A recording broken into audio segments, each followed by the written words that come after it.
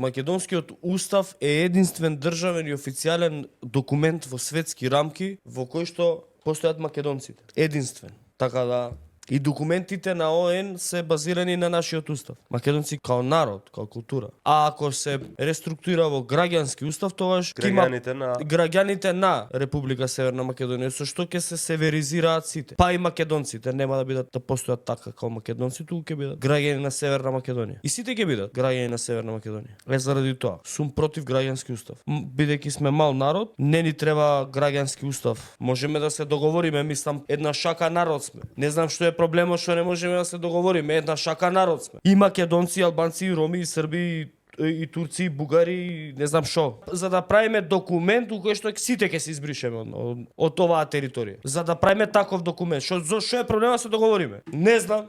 Меѓу другото, нашиот устав вика секој е еднаков пред закон. Што ама ти абе што сакаш биди, ама ја Македонија, абе што сакаш биди, законот вика вака, законот не вика за македонците 5 години, за албанците 6 затвор, не, вика исто. Законот не вика за македонецот ДДВ 5%, за албанецот 7%, не, за сите 18 ДДВ. Законот не вика процентот на плата и бодувањето за плата за македонецот е толку, за албанецот е толку, не, за сите е исто и за сите е малку. И шо граѓански устав? Зашто? Затоа што има некои фикс идеи глупи. За да не ставиме 3500 за бугари да устав. не изгубат рейтинг политичките партии, да не им паднал рейтингот. Треба да менјаме документи, треба да си ја менјаме цела држава. Зашто? Па на Кичо ќе му паднал рейтингот.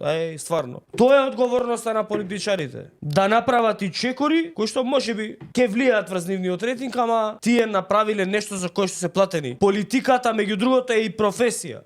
Тоа. Затоа не кем граѓански устав.